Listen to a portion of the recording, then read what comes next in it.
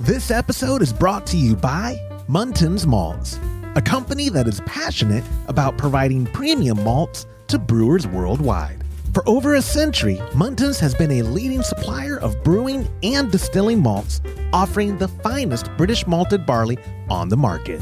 You can experience the difference Muntins offers by joining a recipe receiving tier of our Trub Club, because every kit that ships out now includes premium Muntins malt.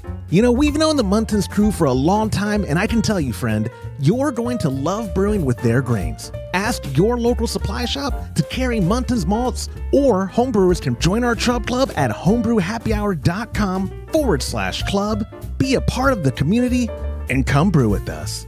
Thank you, Muntins, for supporting our efforts and homebrewers worldwide. Today's show is brought to you by Hopsterette.com. Grown in the esteemed Yakima Valley on the Peterball family farm, Hopsterette.com offers the widest variety of hops available online at incredibly competitive pricing. It's simple. They grow hops, they sell hops, and they ship hops straight from their family-owned farm to your doorstep. Producing the highest quality hops is Hopsterette.com's passion, and they're proud to be an independent grower in the craft beer industry.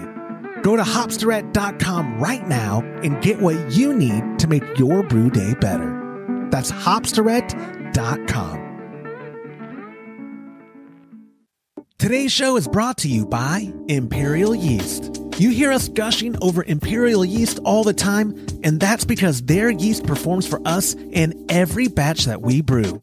Imperial Yeast is adored by commercial breweries and home brewers alike. Their pitch-right pouches are jam-packed with over 200 billion fresh yeast cells, guaranteed to deliver flawless, fast fermentations every time. Imperial Yeast strains are grown by a team of pro brewers and home brewers who live to help other brewers learn more and ferment better. Join any recipe receiving tier of our Trub Club and get a free upgrade to premium Imperial Yeast with every recipe kit that ships out to you. Learn more at homebrewhappyhour.com/club and come brew with us.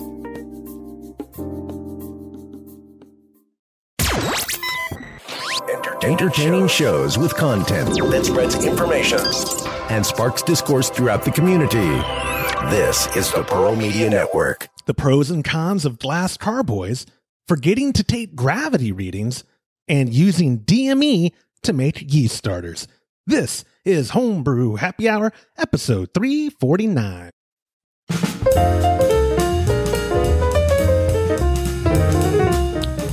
Well, hello and welcome back to another episode of the Homebrew Happy Hour. This is the show where we supply the answers to your homebrewing questions and discuss all things related to craft beer. And if you have a question you'd like us to discuss on a future episode, go to homebrewhappyhour.com, click on that submit a question link at the top of the page, or now you can call or text, but call, leave a voicemail to 325-305-6107, and you'll get yourself a $25 gift card to keckconnection.com. I'm one of your co-hosts, Joshua Stubing, joined as always, he is the Director of Operations at cmbecker.com. Over there, Mr. James Carlson. My friend, how are you? Good. How are y'all? Wonderful. It is just you and I. Todd is, I think, heading to the airport of, I don't even remember where in Florida he's at. St. Augustine? No, I don't know. That's a grass. I think that is a town too. I don't recall, but he went to a beach house with his buddy who has a beach house there. And Liz, you're in the group chat. You saw the photos. My favorite. Oh yeah, they look like they're having a blast. White sand, clear water. I love. Definitely is not the coast. No, not Texas coast, right? Not the Gulf Coast of Texas, where the sand kind of gives it away. Every now and then, I feel like Port Aransas has clear-ish water. South Padre Island, I don't know the last time you've been there. It probably has never been to South Padre. It's just too far to drive. Oh my, I can't even imagine for y'all here. I mean, it's a 5.5 hour for me, and I'm 3.5 hours south of you guys. So it's 10 plus hours from my house. So yeah, now I just go to Corpus and then go to Port A right there. Well, and what Corpus and Port A for you is 5? 5.5 hours. Okay, which is still a drive. Like Yeah, it's a long drive. Yeah. I was telling my wife how spoiled she and I are because we are in a spot where, you know, we're a few hours away from our favorite stuff to do, or I'm a few hours away from work, but in the beach, like it's not 3 hours is impulsive area for me. Maybe because I drive it so much coming up here, but 3 hours is like, no, that's nothing. Adding more, I'd go there more if if it was a 3 hour drive. Or for sure, yeah. That's why my wife and I try to go twice a year: the summer trip and then our December trip, and which is only a weekend, right? We leave after work on a Friday, we come home on a Monday night. But yeah, 4 days great. But Todd's not here for that reason. But that's fine because I didn't want him here anyway. I took over his office. When he's not here, I get to take over this nice space. I'm wearing. Oh, you can actually see on his camera. I'm wearing the OG Homebrew Happy Hour shirts. This is one of the ones made with the next level that he hated because he's like, it makes me look fat. I'm like, Todd, your fat makes you look fat. But anyway, we actually just gave out the last one of these 2 months ago, because sometimes when people join the Trub Club and they give me their shirt size, which is a great reminder, I need to order shirts. Like, we are low on the common sizes, but a guy was like, oh yeah, I'm a 4XL. And I was like, oh, what do we have in 4XL? I know we did cold strip. I happened to find this in 4XL. It was the last, and I think, were you even working for Todd when we printed these? I don't remember if you were. Uh-huh. You were, okay. I mean, we had done like 40 some odd episodes before you were officially on the team, but I don't think we ever had merch or anything until you joined full time on the podcast. And I think we gave these out at HomebrewCon, Minnesota. The one in Philly? Oh, was it that one? Or is it Baltimore? Baltimore. That was the first one you and I went to together. Excuse me, Baltimore. Baltimore. That's right. Remember when we saw the thousands of people leaving the Beyonce concert? And I mean, it seemed like that line of people would never end. We were standing, our hotel was butted up with, I guess, we were in the Chipotle eating. Yeah. And then they came in, if you remember, and it's like the beautiful people. Oh, very, very attractive people, but it was thousands of them, which just gives me anxiety. I just didn't like it that much. But let's see here. I got listener feedback. I've got 3 questions. Before that, let me get through some of the small stuff. Recipes are going out Monday. I'll put that on here. But before I get to that, the Kolsch glasses are in, and they are going out to Trub Club members Monday. So I'm here. We record on Wednesdays now. I'm leaving here Friday, go home, be dad, whatever, and then come back Monday so I can ship out.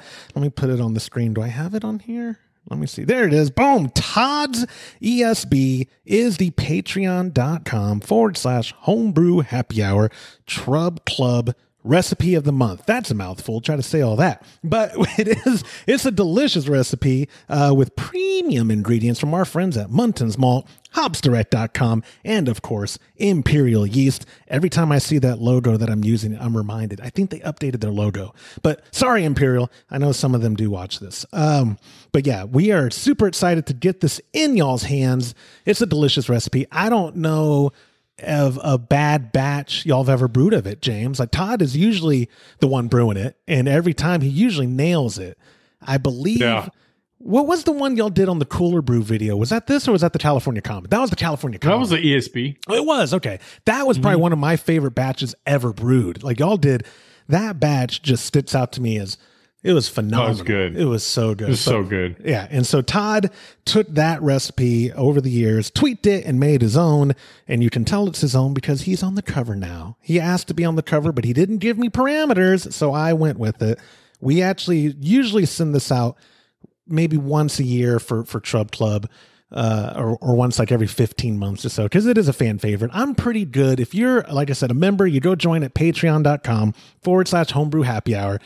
Messaging me on there is spotty because I don't always get the notifications, but you'll have access to texting me directly. And that's when people will leave feedback like, hey man, last couple months you've done this. Have you ever thought about maybe bringing back the oat beer or whatever? And we're real good about listening to what the members of our Chub Club want. And I was telling them this week in the super duper secret chat group that we have.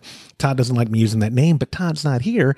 The super duper secret Chub Club Facebook group. I was telling them how I don't know if it's the weather getting better everywhere, James, or if it's the recipe choice, but we had 6 people join the tier that gets a recipe every month, making it this month going out between every other month. And then people who get it every month, it's like 47 recipe kits or 45 recipe kits going out just this month. Yeah. So every month now, and this is the low month for every other. Like we're on the off month of every other. Every other makes up for like 10 of them or something, where next month it's going to be like 20 every others on top of the every month. So it is growing. I had to call Imperial and ask them for more pub because I didn't prep for it. And thankfully we have enough ingredients because you guys do the ordering for the other ingredients and always over order. I never think to. I'm always like, no, I just want to ask for exactly what we need. That's not good planning. So I'm learning. It only took me, how long has Chub Club been a thing? 3 years? It only took me 3 years to learn, James, but I am learning how to order. So yeah, we're getting a real big Chub Club. And again, let me put it back on the screen if I can find that key. There it is. Patreon.com/homebrew happy hour. Join a recipe receiving tier. Get the delicious Todd's ESB shipped out to you and premium welcome packs that are going out to members who get recipes. Y'all are getting that Kolsch glass. Everyone who's been a member for a while at the $5 tier or up is also getting the Kolsch glass sent to you. And there's a good chance I'm going to have to order more Kolsch glasses now. So it's just a bunch of having to order. That's what the theme of the end of September is for me, James, is learning how to properly plan better. But so I got that out of the way. The September Chub Club. Yep. Oh, the kegs. Oh, I was supposed to make a banner. Okay, Todd's not here. I'll make it before I publish it. Look, bling, on the screen right now. Wow, what cool movie magic. The 18 plus liter kegs and the 9 plus liter kegs are officially on the site. I finally got to take a look at them in person, James. They're stupid nice. I thought they were brand new, and I was grabbing them randomly. I went out there with Vilver earlier to look at how many a Firestone Challenger is what I was looking for of used kegs, and I saw the stack of these new premium ring manufactured ones that we have, and I was just randomly grabbing them because I didn't know, maybe he stacked them like the best shape down. No, they're all in phenomenal condition. They are. Yeah, it's incredible. And I did not realize how many we have and how many we've already sold. It is, which is me saying, if you're in the market for kegs, my friends, you're not going to get a better deal. Go to KegConnection.com, click that title banner. It's the first thing you'll see at Keg Connection. Go pick you up some. I'm actually impressed how many of these smaller, the 9 plus liter ones, which is like 2.5 gallons, give or take, they're selling good. It's been, I guess people don't, either people doing small batches are getting into kegging, or people are splitting up batches, or I'm not sure, but it's cool to see those flying off the shelf. And then, no, that's all the small talk I have, unless you want to talk bad about Todd. He's not here. We can talk about, no, yeah. With all, I don't know what that would be, but you're too nice. I could think of some things. With all of that being said, it's time for listener feedback. I don't have this policy where I'm gonna always play voicemails from Marty from Omaha, but I like it when the N-Bots gets them. Marty knows that too. So our first voicemail is our buddy Marty from Omaha, and it's a feedback from a while ago about growing hops at home. Hi, Josh. It's Marty from Omaha, home of the #1 homebrew shop in the country. On growing hops, I grow my own hops, and it's really fun. That listener last week or a couple weeks ago, he should grow his own hops. It's really fun. I harvest them. I have a crew that harvests them. They're called grandchildren, and it is about a 5-to-1 when they're wet. It's 5 ounces to 1 ounce pelletized, and then I use them pretty fast. But if I'm not gonna, I'll put them in vacuum bags and vacuum seal them for freshness. Regarding cleanup on hops during the brewing process, I think they're easier to clean up. I do either bag them or I put in a false bottom on my boil kettle And they clean up nicer because they're not so like dust. Whenever I use pelletized hops in a hop spider or a hop bag, it seems like it just takes forever to really get it all rinsed out really well. So I'm kind of a fan of using whole cone hops. I grow Chinook hops up here in Omaha, and they grow pretty well. So encourage that. It's really fun. And you guys are great, as always. And yes, Josh, you're amazing. Even if you are wearing a Tinkerbell t-shirt sometimes. All right. Take care, guys. Bye. That's what I should have worn on this week's episode. That's what was missing. When Todd's not around, I do whatever I want.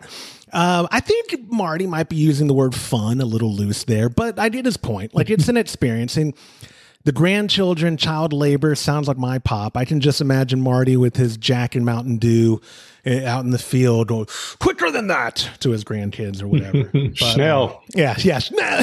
But we, again, like we had talked on that one episode, we don't grow our climate here.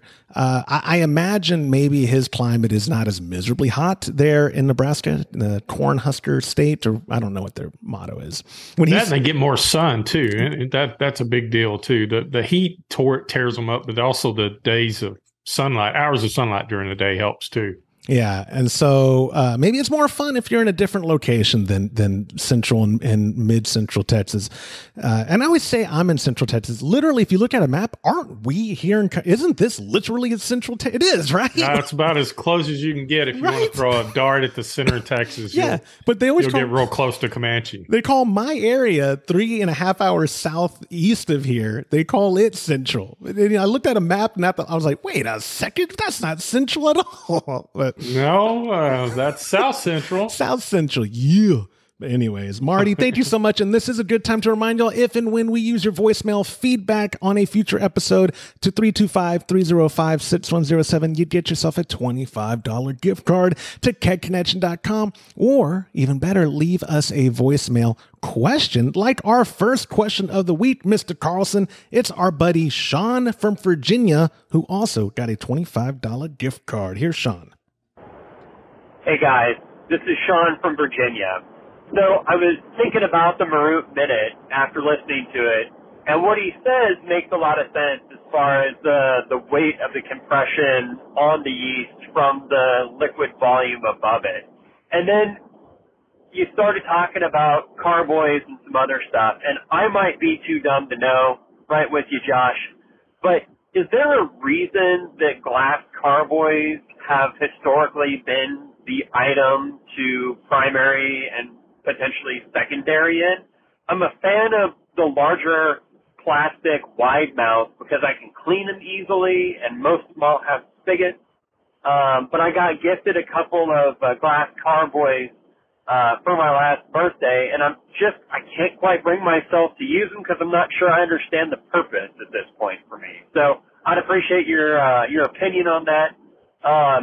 Just as an aside, I need to get downtown to Williamsburg and go find Horst so I can take that last spot for the Alt Cup. Looking forward to that. Thanks, guys. Have a good one. Sean, that's the best strategy for alt pull call. Absolutely. You get Horst, you kidnap him, and you have him brew the alt for you. That's absolutely what I would have done if I could get up there. Yeah. Y'all are going to hang. Before we get to your question, and thank you, Sean, by the way, for the question. Great question. The thing I'm most jealous about you, James, going to Germany, not just because Todd kicked me off that trip and I have to stay here and run the shop and all that stuff, and it's going to be fun. But I'm actually most jealous. Y'all are going to get to you're hanging out with Horst and his wife for at least one of the days. They're in the email chain. They're like, oh yeah, we'll go to dinner and this and that. I'm jealous. You're going to have, I know you appreciate it more than I do. You've been the alt fanboy for a good year before I really got into the style. Like if you, that first. Yeah, before it is even cool, right? Yeah, but you're the hipster. You're the alt hipster. But you really, in alt and Horst, pardon me. Horst is the alt man. He's the author of the alt book, and he that you're going to have his basically undivided attention in Germany of all places too. Wrong side of Germany for the style, so you're not going to really be able to enjoy an alt beer with him. But Nonetheless, that's what I'm most jealous about is you and Horst Dornbush hanging out together. Don't send me any photos. I'm going to be bitter. Geeking out on alt. Don't do it. Don't do it. But anyways, to get to Sean's question, I titled the episode, the first part of it, something like the pros and cons of using glass carboys, because I think glass carboys, in my very anecdotal bubble of experience and observation, I don't see a lot of people using them anymore, James. I don't see people, not only do I not see them using them, I don't see people really doing secondary like they used to when I started brewing and way back in the day. Do you think there's a correlation there? And then what are some of the pros in your mind of the carboys, and what are some of the cons? And I know we don't really use them. When I first started, I started with a glass carboy because I went to a homebrew shop. We've all heard that story, that wonderful story, but long story short, I was told that there's less chance of anything that can, like on a plastic bucket, if you use like a stainless steel spoon and you put a pretty deep scratch in the plastic, it is possible to have scratches to where you can't sanitize them anymore. The bacteria can hide in the scratch and the sanitizer can't get to it. That's what I was told long time ago. And there's less chance of that happening with a glass carboy. So that's what I went with. And then knock on wood, to this day, I've never dropped one. I've never broke a carboy, but that's happened a lot. So that's definitely a con. Another con, the one thing I hate about glass carboys is, one, you can't pressurize them very much. You got to be careful. They don't bend, they'll break. Yeah. And they're hard to clean. You've got to have a carboy brush. Yeah. And if you don't clean that immediately after, I would soak mine in brew clean and then rinse it and then scrub it with a brush. But you know how that Krausen ring forms around the top? As that subsides and that foam will stick to the side of the glass carboy, turn to crust, it's really hard to get that off the glass with just a flimsy little brush inside the carboy. So cons are, they're hard to clean effectively. They can break. You can't pressurize them, but they're great for secondary. So if you have a bucket, and I do like buckets now, you just got to know, don't scratch them. Treat them with kid gloves. I wouldn't even use a Scotch-Brite. I would use maybe one of the heavier dishwashing sponges. Soak it and scrub it real good with just a sponge and some brew clean. And you're right. Yeah, you can get right in there. You can pull the lid off. You can put your thief in there if you want to do a gravity reading. Carboys, you can do the same thing, but they're heavier. They're harder to move around. But most buckets have a handle. Carboys, you can get a carboy handle, but what does it say on the package when you get it? It says, do not use when full. Yep. So they're saying you can move it with the handle, but if you ever put liquid in it, you're not supposed to pick it up by the handle because you can risk breaking the neck. Yeah. That's them covering their bases. I've noticed that too, where I'm like, wait a second. You're telling me I don't need this thing though when it's not full. Right. But I mean, if you're wanting to really get some clear beer and you want to do a secondary, then you can, the thing that I like about doing a secondary with a carboy is you can purge it with CO2. Because it has that little mouth. It's hard to purge a big bucket of CO2 because it's just going to either lay inside the bucket, but you know what I mean? It's that little neck, it tends to contain that for the most part in a glass carboy. So it's perfect for secondary fermentation. Or you can do like we did and just go to a conical and be done with all of that. Because at least with conical, you can rack off the trube.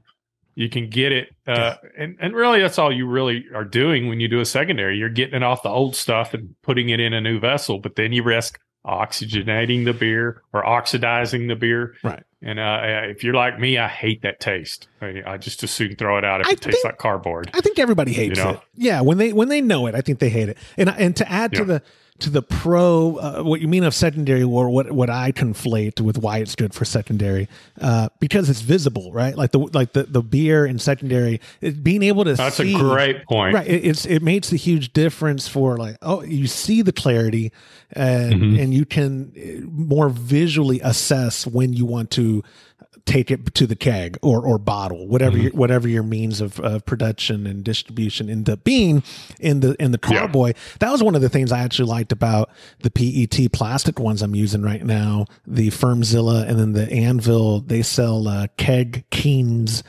What do they call it?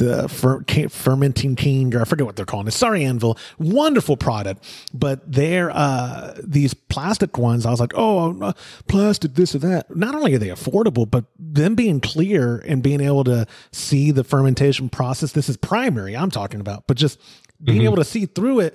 I can almost, without taking a number, go, oh yeah, it's done. It's ready. And then I take the readings and confirm like, oh yeah, it got down to 10.9 or 10.10. Yes, I'm ready to transfer. But yeah, in the secondary, like Todd, of the three of us, Todd uses Carboys infinitely more than I do. And I assume way more than you. And he has them in that beer fridge in the barn. And you can see, it's so cool being able to see like, wow, that really cleared out in secondary. And he lets them sit as long as he needs to, or he normally, not lately, but normally he has so much beer on tap. It's not, he lets them sit out of convenience. He has the time to let them sit, but I just mean, when you're using the glass Carboy, that and really, with all that being said, that's about the only positive thing I can say about glass Carboys. They're not super convenient to use in regards to like as soon as any weight is on it. Like you said, it doesn't take a lot. And knock on wood that my pop and I, well, we haven't used them forever, but when we used to, we haven't broken any either. But I would have people show photos like on Homebrew Talk, or I'd see them on Reddit where they're like, I was carrying it and it fell 2 inches and on hard surface. And that's all it took for it to become a bomb, and not like a explosion of shrapnel, but instant shatter. And you lose all your beer and glasses everywhere because they're super fragile. So they are with that, I don't know. He was gifted them. I would say, Sean, you could re-gift them, or maybe. No, I mean, I would say, Sean, keep those too, and then use them for secondary fermentation. Use your primary buckets, but if you want to, like, if you're going to enter a competition, you want real clear beer, and you are curious about secondarying, just use them for that. They can always be used for secondary fermentation. No, that is a good point. And for me, the best of both worlds, my dad's neighbor used to brew, and he moved in after my dad and I started brewing. And it was just a wonderful coincidence, but he got out of it and he sold me for very cheap 2 of Northern Brewer, I think owns the patent on it, or what, the Big Mouth Bubbler. Have you seen those? So wide mouth and glass. That if I was going to buy more glass Carboys, that's probably the only one I would. But I'm saying all that, let me be transparent. I only use my glass ones for kombucha. That's the only reason I use those glass Carboys. And Lorena Evans told me never use plastic for the reason you were talking about, with plastic can have a little scratch and house bacteria forever if it is scratch, and that could, affect the integrity of whatever it is you're fermenting, beer, or in my case, I was looking for something to ferment kombucha in. And, I have a ton of buckets, but she's like, no, plastic really is not, you should use glass. It doesn't house, scratches and bacteria as much, blah, blah, blah. And so, like I said, when my dad's neighbor was selling these Big Mouth Bubblers, I was like, that's perfect, because the SCOBY on the normal Carboy, it's so hard to get that yeast SCOBY cake out of the tiny mouth that is a glass Carboy. I don't know the actual circumference of those mouths of a normal Carboy. It ain't much. And like you said, that's why cleaning them is such a pain in the butt, because you stick the Carboy brush in there and just hope that you're getting everything off as you're watching. Like, son of a gun, can't get that off. And it's a pain in the butt. It's like bottling to me, right? Where it's such a hassle and inconvenience. I just don't do it. So with that being said, I think, like you said, James, you can always make use of them, but we admit glass Carboys isn't really our thing. Yeah. Do not pressurize it. It'll break. Very big. Yes, in my ear. The you want to do a pressure fermentation with a glass Carboy. It will break. Yeah, and you will have a mess. Yeah, just don't do it. And if you are rigging it to do a pressure transfer with one of those orange caps, and you hook everything up to it, Todd told me, I think it's 3 PSI is the most you want to go up on it. Is that right? Or do I need to edit that out? And I don't even know PSI? if I would go over. I would go just enough to get the liquid to move. Because you can actually get a siphon started on a carboy with just a little. That's the way I used to do it. Is I would get a siphon started with that secondary tube and just enough pressure to get the beer flowing out of the racking cane, and then it would do it. The siphon would start, and it would clear itself out. I feel like this is one of those questions where we'll get some feedback of people in the comments, either at youtube.com/homebrew happy hour if you're an audio only listener, or call it in. And if we play it in the future, obviously you get a gift card. But I think that this is one of those ones where people will be like, oh, I use a carboy and here's why. Or I don't use a carboy and here's why. Or Josh, you told them 3 PSI. Are you trying to kill people? It's actually 1 PSI. Or I don't even know if I can. Yeah, but it's stupid low. My point was, you cannot pressure. Don't even think about adding any kind of pressure to it, like of meaningful pressure in any other, what we would call meaningful in any other application, because it doesn't take a lot for that glass. I don't think even you get a warning. Like, I mean, like I've never seen or even tried to see the videos of people blowing up glass carboys, but it's probably not like a, hey, what's that noise? And then you have time. I think it's just instant. Like it gets to that point of no return, and then it doesn't take much. And then I can also develop micro fractures, especially around the bottom. And then it could be a situation where you go to pick it up, and the weight of the wort inside the fermenter can cause the bottom to crack out. I mean, you just don't want to carry it and have everything pop off and touch you and cut your leg, whatever. It's just not worth it. Don't do it. Just don't do it. Exactly. That could be the title of my memoir. Just don't do it. Anyways, Sean, thank you so much. If people are wondering why we keep looking at our phones, Todd knows we're on a podcast. I know. And he keeps texting us. Yeah, you see me too? Okay, I didn't notice you on your phone, but yeah, he keeps texting us. And I'm like, see? Yeah. He's asking if he can brew a Kolsch when he gets back, and I was reminding him, hey, I have a $5 for you, but he's talking about for the antelope hunt that he's doing. I am not giving up that $5 for that. That $5 is meant for opening weekend in November. I am not contributing. He's wanting to brew it to take it with him. That's next week? No. The antelope hunt is the week we originally were going to do Alt Pokal, so the 19th. That Friday the 19th and Saturday the 20th and Sunday the 21st. Or I'm off of my dates maybe. For some reason, I thought he was going somewhere else next week. So he might be. On Thursday, or maybe no, that's tomorrow. He's doing something with his uncle in Brownwood at the History Center. I think his uncle's being honored for something. Oh, cool. Yeah, but yeah, Todd's calendar, he shares it with me. It's full of everything all the time. Some fun stuff, some things I'm like, better him than me. But yeah, he's asking about, the guys want me to bring a Kolsch. And I thought he was talking about opening weekend. No, I am not giving you that $5 to take with you to Wyoming or Montana or wherever it is up there, that for your degenerate friends to drink my Kolsch I intended for opening weekend. No.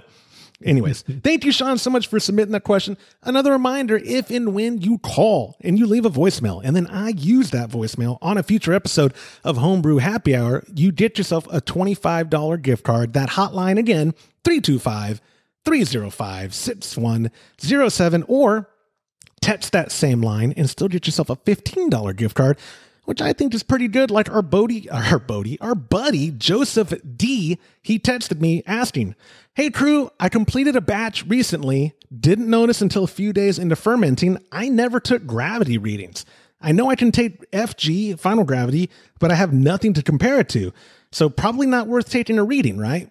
I use Brewfather and could use their projected starting gravity. Is it even worth it? Does it even matter? Thanks. He got real existential at the end. Does it matter? Does anything matter? Who am I? What matters? Joseph, ultimately, this is a Charlie Papazian kind of relax, don't worry, have a homebrew scenario, James, I think, where if you didn't take the original gravity, yeah, you could look at what your calculator or your recipe sheet projected it to be and go, I think I hit my numbers. That's probably right. At the end of the day, all I care about is clarity and taste, and mostly taste, right? So for me, you're definitely going to know if it didn't well, you can take a final gravity. If it's anywhere around 1010, then you're good. He just doesn't know what the actual ABV. So yeah, I'm with you on that, Josh. I would just use your brewing software to get some kind of estimate. And then when you label the beer, you can put around 5%. Right. Yeah. But you're going to know if it's super sweet. Well, you're going to know that from the final gravity reading. So I think that at the end of the day, absolutely, if it tastes good and it hit the gravity numbers on the end, I think you'll be all right. He's not unique. And by that, I mean, I've done this a ton. My pop and I think I've done it a few times together where, and actually the Kolsch that I took with us to Homebrew Con, I don't believe I had ABV on it because I didn't do a gravity during the brew day. And Todd didn't even seem to care. Of all the things Todd gets after me about, I was for sure like, oh, he's going to be mad I didn't get the readings. He was like, I don't care. It tastes great. I don't care. And I was like, you know what? I think we kind of fudged on the ABV on that one. Oh, did we put ABV on it? I don't remember. Yeah, I think we put it. I think we had it at around 4.5. Oh, that makes sense. I mean, that I think. Yeah. When you brew it enough, you know where it's going to be. Exactly. It's going to be between 4.5% and 5% every time. And for me, yeah, every time. And it was a same thing with the alt beer. I was going to say or your pilsners, right? Like pilsners are always 4.5% to 5%. Yeah, leans more towards the 5% than the 4.5%. Yeah, but and the fest beer that I did Friday, it was 5 point. It should end up about 5.2. That's the one. Oh, the fest beer. I'm sorry, I mind farted there for a second. That's the one. Yeah, it's still in. It's in the conical right now. The conical right now. That was the only thing that surprised me. Is generally when I do a closed fermentation or pressure fermentation with a lager yeast, I used Harvest 3 bags. But Monday rolls around. It was going to town when I came to work, and I didn't adjust the splending valve, and it was at 15 psi. So it was just almost about to pop off on the safety valve. So I backed that off, took a gravity reading, it was at 1030. So that was unusual. No, so that is unusual. There was some lag time on that. Yeah. And there normally isn't, because if you think about it, when I do a pressure fermentation on a lager, I'll pump it in the conical, between 75 and 80 degrees. Because by the time you get it all in there, and by the time you get around to putting the yeast in, it's going to settle in the low to mid 70s. And it's kind of, in my opinion, in the past, it's kind of gave the yeast a little jump start because they like that little warmer temperature. But I know Jonathan recommends just letting the yeast pressure the conical up. If you're doing pressure fermentation and you have a fermenter that is capable, that's very important. But not me. What I normally do is I'll put it on CO2 just so I know where my spawning valve pressure is going to be. Because, if a good example, a while back, I put a spawning valve on that clear plastic fermenter. What's the name of that? The Firmzilla. Yeah. Okay. Well, I put the spawning valve on backwards. Yeah. And so it wasn't letting anything out. And when I got there, the needle was buried and it was still holding. I mean, you talk about puckering up now. Yeah, no kidding. You're a bomb. Yeah, I was like a beer bomb about to go off. So I was able to bleed all the pressure off of that. But I just love it. I think it's a good way to go. And, Oh yeah, you're a big believer of it. Yeah. And I'm surprised though the lag and it was fresh harvest. I wonder what was up. Because like the I don't know. The Pats of Harvest I've been getting them for you. They couldn't have been but a month or two, maybe 2 months. But yeah. So that maybe the viability of it was a little low, right. And that can cause lag. And I don't really like lag on fairly light beers like Pilsners and Kolsch's because it can sometimes create off flavors. Mm-hmm. I showed you that on that. There's something about that doesn't quite seem right. And I think that would probably explain, the lag time of the yeast. It's still going. So I'm going to go ahead and let it go and see what happens.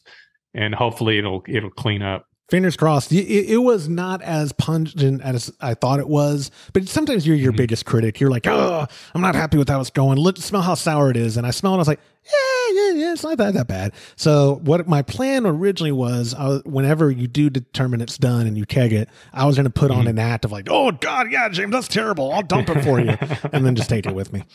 To wrap up Joseph's question on gravity, I mean, you've had brew days where you didn't do the reading, I'm sure, or no, you're more meticulous where you can't think of a time that you forgot to take your OG and write it down. Yeah, I believe I've run into that before. I would just go with the software and the final gravity and just go with that. Yeah. Unless you want to spend all the money and use one of those, the easy dens. Does that can tell you ABV? I think it does. I didn't know that. I believe it does. I think it's worth like, it's like a $400. Yeah. You spend that much money. Literally, I think it'll show that. I could be wrong. No, Todd doesn't let us play with that. He doesn't. That's his toy. That's why I was I was like, does Todd let you play with that? Todd doesn't let me. No, I've never seen it. The only time I've seen it was he said, "Oh, this is cool. Look, you can measure finished beer." And I'm pretty sure. Cool. Here's the thing. Can I? James, I think Homebrew Happy Hour bought that too. That's the worst thing. Todd has control or access. I would say control. He's the boss man around here of the bank account. And every now and then I'll get notifications on the email about the PayPal, which is the bank account. I mean, he has a proper bank account too, but like, oh yeah, the payment went to this. I'm like, son of a gun. He's buying Homebrew Happy Hour just bought but that was actually good. He ended up buying a sous vide, or how do you pronounce it again? I'm so sous vide. Sous vide. He ended up buying the wand to use, and I think you actually tested it on Friday. Yeah, it did. It kept it. Well, a couple things. I put that in there, and it was the HLT, and it was 20-gallon HLT. I didn't put enough water in the HLT, so overnight.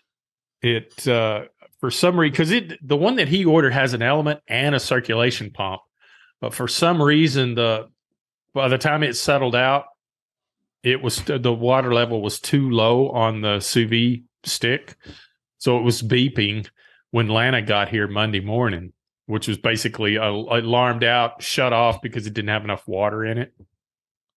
And I don't know if maybe possibly when I set all that up, that some of that had settled into because I had both the mash tun and the HLT all hooked up, the hoses on, the valves open. Open. Pumps weren't on, but I think maybe some of that settled level moved into the HLT or from the HLT to the mash for some reason. Yeah. I'm going to have to test all the fittings and make sure. That's the only reason why that would have dropped. But so anyway, it did work. It was the cheaper one, and it did have enough power to maintain, because I shut it off at 150. And it was able to maintain it at 150 on that little one. Even happier, though, to report, it shut itself off when it determined it wasn't safe. It had a safety shut off, and it did that because the water level dropped, and I guess it uncovered the element, and you don't want to do that. You'll burn an element. And I've done that on the Brautag. I burned 2 elements up because I had the element wires crossed on the controller. Yeah. So I thought I was turning on the HLT, and it was actually turning on a dry element in the boil kettle. Whoopsie. And let me tell you, they popped almost immediately. You hear it? Yeah. Yeah. I'll just say that's great. Not what you're saying, but so Joseph, thank you so much. And before we go into the last question, which is a voicemail, and I remind everybody how you get gift cards, blah, blah, blah. Let me know in the comments below, or in feedback, text me, call me. But in the comments below, I'm trying to build up comments at the YouTube, on the YouTube platform. That's the whole reason why we're publishing this at noon on Thursdays now. It's all about YouTube. Smash that like button, subscribe to the channel, join the Trub Club. But let me know in the comments below, when you forget, do you just make it up? Do you do a Joshua Stubing and you just go 4.5 or whatever I said the Kolsch was at HomebrewCon? Do you use what the starting gravity should have been compared to your... Always do the math. Yeah. Always. That's the easy thing. Or, like I said, do a Joshua Stubing and just make it up. But anyways, Joseph, thank you so much for submitting that question. Going into our third and final question, like I said, it is another voicemail. It's from our buddy Rob from Lavernia.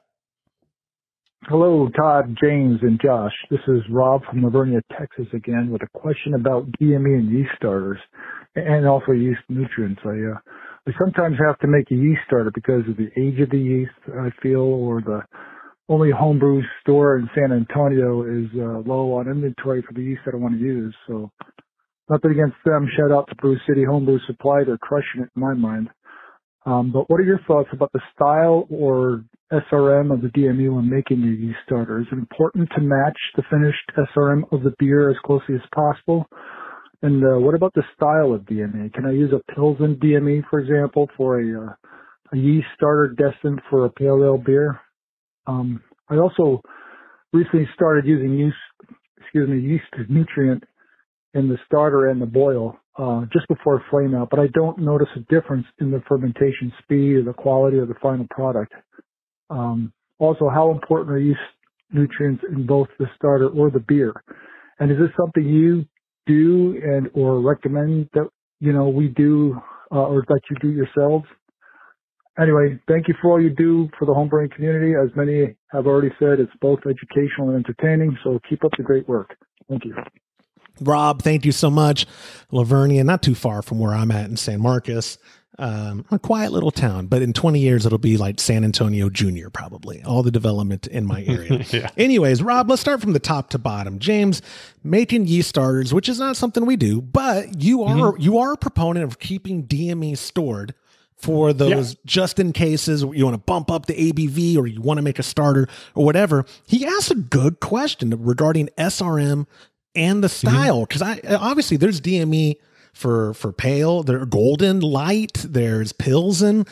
Do you, I'm asking the lager guy, so I know the DME style you keep stored, but would you be hesitant of using your Pilsen one if you were making, say, an ESB and you wanted to make a starter? Are you going to be hesitant? No, absolutely not.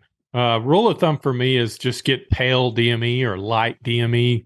It's a good neutral starter for your yeast.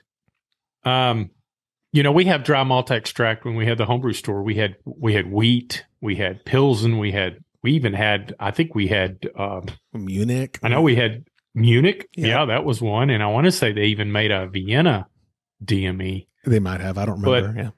But I wouldn't worry about any of that. If you're just concentrating on a starter, just get a light DME and keep that on hand. And that way you don't affect what you're doing as far as a profile and style of beer. Let's be honest, you'd have to do a huge starter with something way out of whack as far as the color to make that difference. So I've never run into it. It's never been something that I've worried about. Just some light DME or just regular DME. Keep it in the freezer. It won't clump together. And then if you do need to make a starter, you can use that. I use RO water. I have used city water to make a starter before, and that worked well too. Another question on the yeast nutrient. When we were doing the Big Bertha years and years ago, the old Duster Brew House, all we were doing was big beers. So we had a 100-pound cylinder of oxygen, and I had a whole cabinet full of yeast nutrient. And that was something I did every single time. And we would hit gravities of like 1006 on a 9% beer. But, we overpitched the yeast. Every time before we pitched the yeast, we had a carbonation stone and oxygen, pure oxygen. So I would oxygenate the wort with pure oxygen. We overpitched the yeast. I used yeast nutrient. We never had a stuck fermentation. But now that I know better, and this is liable to get a lot of comments from the people listening and watching, but I haven't used the nutrient in years. And I've had, I think one of the biggest things is Harvest yeast is a really good product. And when I say Harvest, Imperial yeast makes a good yeast, and it's pretty much dump it and go. We haven't had I don't know about you, Josh, but I haven't had any issues with Harvest yeast or Imperial yeast when I'm doing a batch of beer. It's only when I'm using a dry yeast or a yeast that's kind of out of date, I will do a starter just to make sure it's still viable and also make sure we have the correct numbers. Back then, before pressure fermentation, with a lager, you just almost have to double the amount of yeast that you're pitching in a batch, because it's fermenting so cold that it's really slow, sluggish. If you don't have the right numbers, you get lag time, which you don't want on a fairly, like a Pilsner. You don't want any off flavors from that. So there's a lot of reasons why you would and why you wouldn't. But for my style of brewing and the kind of beers that I brew, it's not an issue for me. Talking about Imperial, because I never delete YouTube comments unless someone's being a total douche. And my there's not people like that out there. On the internet, never. And funny enough, Todd and you and my definitions all vary. My tolerance for douchebaggery is larger than the average bear, so it takes a super douche. But somebody wrote some paragraph and basically just accusing us specifically about Imperial, and accusing us of being shills. Why don't we talk about other yeast ever, blah, blah. And I was like, well, first off, we talk about other yeast, but we're not shilling. SA05 is a great versatile yeast. Omega makes great yeast. Why? Yeah, we talk great about them, but I had to explain to this person before I deleted their comment too, that Imperial, we were talking them up and believers of their product before they ever sponsored the show. Like it wasn't a means of getting them to be sponsored. They actually, Owen at a trade show. Do you remember he at HomebrewCon in Minneapolis or it might have been the Baltimore one? Portland. No. Well, the Portland ones when we interviewed them, but were they not sponsoring the show before that? I think you're right. Actually, it was Portland, 2019. Yep. I think you're absolutely right because that was also when we ended up launching the Trub Club. Good point, James. Because I think that year that we went to Portland was when you picked up the sponsorship from Owen. I think you're right. We interviewed him. And we interviewed him. We went to their facility. We did the interview. Got cool swag and all that. And then he was just like, hey, how much do I owe y'all? And we were like, what are you talking about? He's like, y'all talk about us like all the time. And, why don't we just sponsor the show officially? And I was okay. Is that when it happened? It was either that or on the show floor, but it was that trip that it was like, and then that's when we talked about, well, we're going to launch this thing soon. What if we worked something out to where you provide the yeast for us and all that, and lo and behold, it worked out. But yeah, I had to explain to this YouTuber though, just like there's a difference between being a fanboy and maybe I'm overly fanboyish with certain things, but no, we've loved Imperial for a very long time because the results are there. But like you said, 05 is old faithful. You can't. We keep that stored. Every homebrewer should have DME in the freezer with a couple sachets of 05. Absolutely, yeah. And like I said, I have very limited experience, but Jonathan and other people on the show love Lutra from the Omega. Yeah, we are not, just to be clear, YouTuber doucheboy 2020 or whatever his username was, I forget. my memory is so short term. But we are not chained to just our sponsors. But let me remind y'all, if you go to homebrewhappyhour.com/club, learn more about the Trub Club. No, I'm kidding. I'm sorry. Let me go back to the show. I'm going in and out. I am a good troll. Anyways, yeast nutrients, World Flock is not a nutrient, right? I always conflate it. That's not a nutrient. That's just a clarifier. That's a clarifier, yeah. Okay, what is in Irish moss? Same thing. So is yeast nutrient have a name, or is it just called yeast nutrient? Yeah, it's called yeast nutrient. Yeah, that's what I thought. I've never used it. Did we carry that when we ran homebrew supply shops? Yeah, absolutely. What? Yep. Okay, I never have used it. And is this something you throw in? He Rob in here is talking about throwing it in at the boil. Do you throw it in at the beginning of boil or at the end when you're cooling down? What is the last 15 minutes is usually when I would put it in back when I was using it. But yeah, it was Fermax yeast nutrient is what we used to sell through Homebrew Supply back when we still had Homebrew Supply. Okay, dude, like I said, it shows you how much I paid attention to this company I've been with for 15 years now. Over 15 years. I've never used it. I'm not sure if Todd's ever used yeast nutrient. Now we use, obviously. Oh, I bet he has. I'm sure he has too. But I wonder why y'all don't. So to wrap it up, that part about yeast nutrient, you don't, because the quality of the yeast you're using is exceptional enough that you don't feel it necessary. Is that correct? Yeah. That's just, I've never felt the need. In other words, if you had a situation where you were getting stuck fermentation or poor performance out of the yeast, and that it's not because it's going out of date, not viable, the cell count's low, try it. Absolutely. It's absolutely not going to hurt a thing to add yeast nutrient to your batch of beer. I would say this, that if you're going to do big beers, and we're talking anything over 6%, it's probably a great idea, because it's going to help that yeast chew through all those sugars more efficiently with it. And I don't know a lot of the technical aspects. You'll have to Google that. I'm sure there's lots of good articles, especially like BYO. They probably have a really good article about using it and why you should. Check it out. Go to YouTube, look at some videos. Just not something that I worry about with the way I brew. Yeah. And then to wrap up the part about the DME, it's not super expensive. Would you say it's worth keeping like a bulk of Pilsen and then a bulk of Golden or light, like for your lagers? Or Personally, I would just use just keep one type, just regular light DME, because you're making a starter. You're not wanting to add to the profile of the beer you're already brewing. Yeah. And just a light DME is going to help. Perfect. Because you're just focused on that starter and that starter only.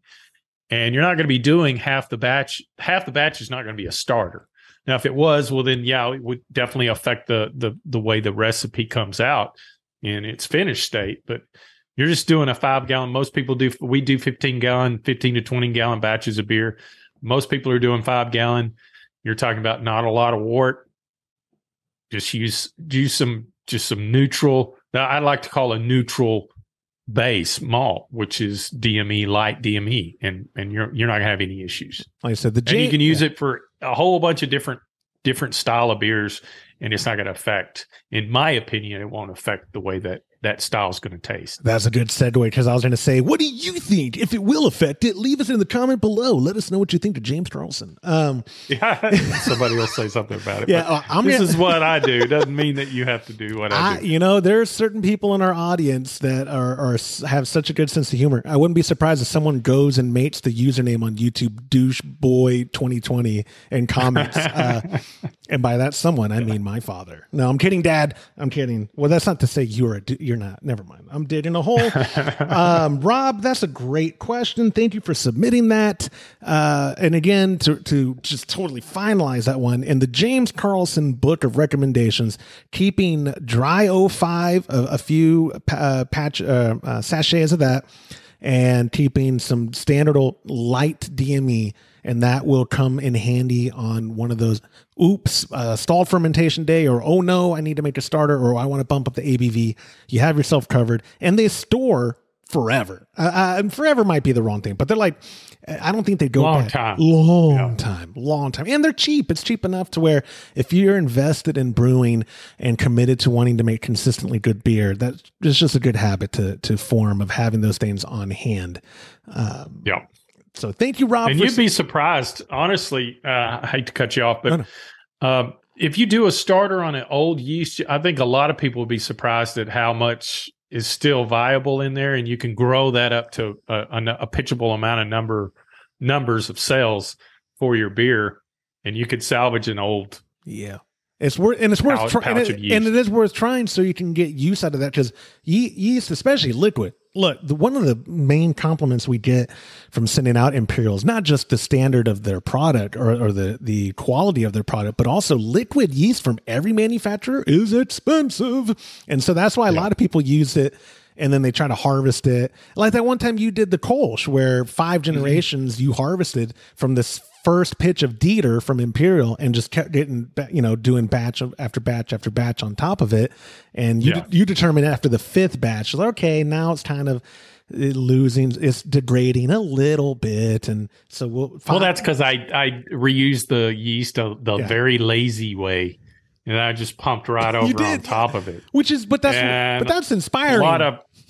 A lot of brewers would cringe at me doing that, because they're like, no, you have to wash it, rinse and wash it. And you have to get rid of the old dead yeast cells, and you want good viable yeast. And that makes sense. But I just did it to see, we talked about it. Let's see if this is possible.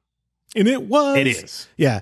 It is. But anyway, I was totally digressing. But anyways, thank you, Rob. Thank you, everyone who submitted questions this week. Mr. Carlson, I appreciate you always stepping up to the plate when Todd abandons us and leaves us forsaken. He's having a lot more fun. He's having a lot more fun. Hate that guy. I'm going to pee in his office. Here's TMI for listeners. Y'all can go ahead and tune out if you don't care to hear this. I blew up his office bathroom this morning, and I took a picture. And I didn't text it to him, but I was thinking about it. It was so satisfying to do that. But it would have been more funny if he was here to smell it. But anyways, Mr. Carlson, thank you so much for your time, my friend. I appreciate it, and I'll see you later. So yeah. And that will do it for this episode of the Homebrew Happy Hour. If you have a question you'd like us to discuss on a future episode, then go to homebrewhappyhour.com and click on that submit a question link at the top of the page. Or even better, I tell you what, my friend, call it in, leave us a voicemail, get yourself a $25 gift card when you use our hotline at 325-305-6107.